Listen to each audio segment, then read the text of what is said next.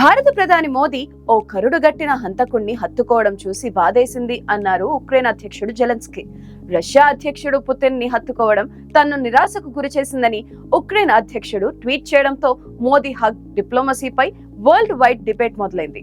భారత ప్రధాని మోదీ 2 రోజుల పర్యటన నిమిత్తం రష్యా వెళ్లిన సందర్భంగా ఇది జరిగింది. ఈ సందర్భంగా ప్రధాని మోదీకి రష్యా అధ్యక్షుడు పుతిన్ ఘన స్వాగతం పలికారు. ఈ సందర్భంగా మోదీని ఆప్యాయంగా హత్తుకున్నారు. తన ఫామ్ హౌస్ లో ప్రత్యేకంగా టీ పార్టీ ఇచ్చారు. ఇదంతా చూసి ప్రపంచవ్యాప్తంగా చాలా దేశాలకు మింగుడు పడ్డం లేదు. ముఖ్యంగా అమెరికాకు అసలు నచ్చడం లేదు. తాము విపరీతంగా ఆంక్షలు విధించిన రష్యాను ఇలా అక్కున చేర్చుకోవడం చూసి ఉక్రెయిన్ అధ్యక్షుడు జెలెన్స్కీని ఎగదోసింది. దాంతో రష్యా దాడుల్లో జరిగిన విధ్వంసానికి సంబంధించిన ఫోటోలను షేర్ చేస్తూ ఆయన మోదీ ఆలింగనం గురించి ఇంతగా కామెంట్ చేశారు. ప్రపంచంలోనే అతిపెద్ద ప్రజాస్వామ్య దేశానికి చెందిన నాయకుడు ప్రధాని మోదీ ప్రపంచంలోనే అత్యంత రక్తపాత నేరస్తుణ్ణి మాస్కోలో కౌగిలించుకోవడం శాంతి ప్రయత్నాలకు తీవ్ర నిరాశ, వినాశకరమైన దెబ్బ అని రాసుకొచ్చారు. నిజమే, ఉక్రెయిన్ రష్యా బారిన పడి నలిగిపోతున్న విషయం వాస్తవమే. కానీ అలాంటి పరిస్థితిని ఎవరు సృష్టించుకున్నారు? రష్యాతో తలపడితే మిగిలేది ఇదే అని జెలెన్స్కీకి తెలియదా? స్పష్టంగా తెలుసు.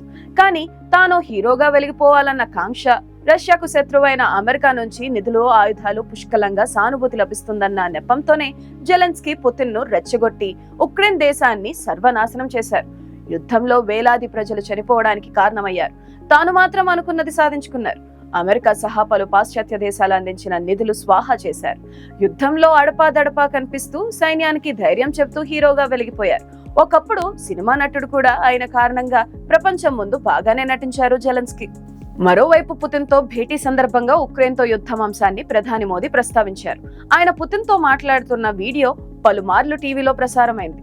యుద్ధ భూముల్లో దేనికి పరిష్కారాలు లభించవని, ఈ వివాదాన్ని ముగించడానికి చర్చలు, దౌత్యమే మార్గాలంటూ పుతిన్ కు మోదీ సూచించారు.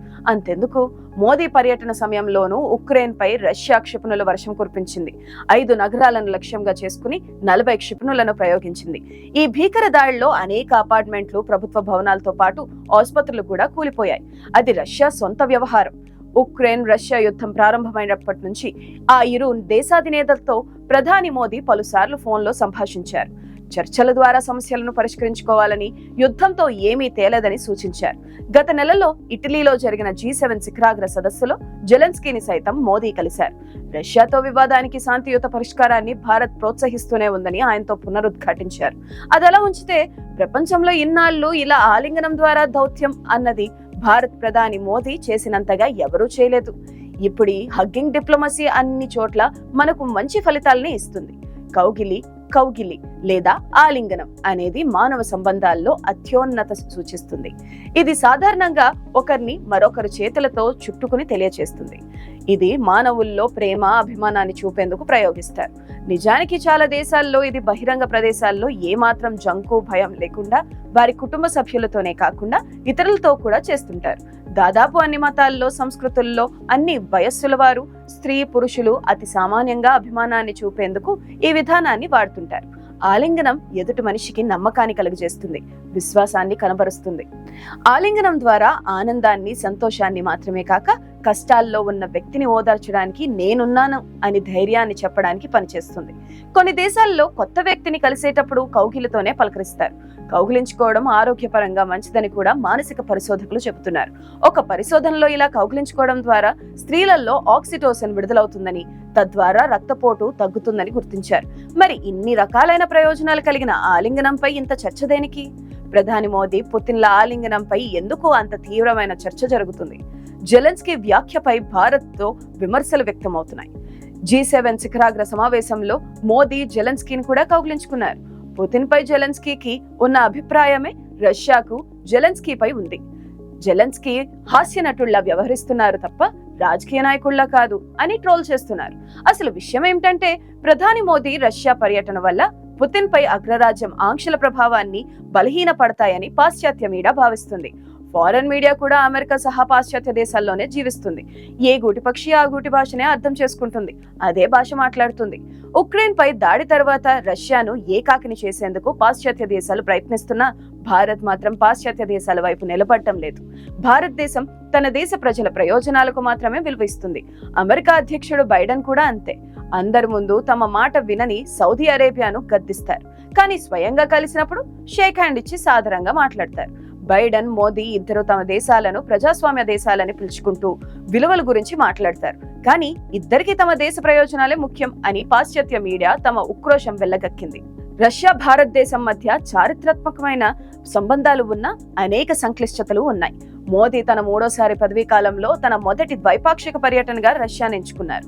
అయితే భారత ప్రధాని గత 5 ఏళ్లుగా రష్యాను సందర్శించలేదు. గత కొన్నేళ్లుగా 2 దేశాల మధ్య వార్షిక సమావేశం కూడా జరగలేదు. సరిగ్గా అమెరికా నాటో సదస్సు జరుగుతున్నప్పుడే మోదీ రష్యా వెళ్లే సమయాన్ని ఎంచుకున్నారు. అదే ఇప్పుడు అమెరికా కడుపు మంటకు కారణమవుతుంది. అయితే ఆ కడుపు నొప్పిని పంటి బిగువన పట్టిన అమెరికా, భారత్ ఎప్పటికీ తమకు అత్యంత ప్రధానమైన భాగస్వామి దేశమే అని చెబుతుంది. తమ మధ్య విభేదాలకు తావేలేవంటుంది. రష్యా, భారత్ దేశాల మధ్య దశాబ్దాల స్నేహబంధం గురించి తమకు తెలుసంటుంది. ఇలా ఎందుకంటుందో అందరికీ తెలుసు. ఉక్రెయిన్తో యుద్ధం కారణంగా రష్యా చైనాపై ఆధారపడటం పెరిగిందని, ఈ పరిస్థితి భారత్కు అనుకూలంగా లేదని భావిస్తున్నారు. ఇలాంటి పరిస్థితుల్లో చైనా, రష్యాల మధ్య పెరుగుతున్న సాన్నిహిత్యంతో భారత్ తన స్థానాన్ని కాపాడుకోవడం పెద్ద సవాల్గానే ఉంటుంది. అలాగని రష్యాపై ఆంక్షలు విధించినట్టు భారత్ పై కూడా చేస్తే కొత్తగా ఏర్పడిన శక్తి కూటమిలోకి వెళ్ళిపోతుందని దాని భయం. కొత్త శక్తి కూటమిలో రష్యా, చైనాలు ప్రధాన పక్షాలుగా ఉన్నాయి. అందులో భారత్ చేరిపోతే ఇక అమెరికా వెంట ఉండేందుకు మోదీ లాంటి ప్రపంచ నాయకుడు మరొకరు ఆసియా పెసిఫిక్ ప్రాంతంలో ఇప్పటికిప్పుడు దొరికే అవకాశం లేదు. అందుకే తన బాధను తనలో అణిచివేసుకుంది. అదీ కాకుండా ప్రధాని మోదీ తాజా పర్యటనను ద్వైపాక్షిక పర్యటనగానే చూడాలని భారత ప్రభుత్వం చెబుతుంది. దీనికి ముందు మోదీ G7 సదస్సులో పాల్గొనేందుకు ఇటలీ వెళ్లారు. ఒకప్పుడు రష్యాతో కలిసి G8 గా ఉన్న దేశాలు క్రిమియా ఆక్రమణ కారణంగా రష్యాను తొలగించి G7 గా మారాయి. రష్యాతో భారతదేశ ద్వైపాక్షిక వాణిజ్యం రికార్డు స్థాయిలో ఉంది. కానీ వాణిజ్య సంతులనం భారతదేశానికి అనుకూలంగా లేదు. భారతదేశం రష్యా నుంచి ఎక్కువ కొనుగోలు చేస్తూ తక్కువ విక్రయిస్తుంది. అయినా రష్యా ఎప్పుడూ భారతదేశం వెంట నమ్మకంగానే ఉంటుంది. అలాంటప్పుడు రష్యాను ఎలా వదులుకోగలదని అంటున్నారు విశ్లేషకులు.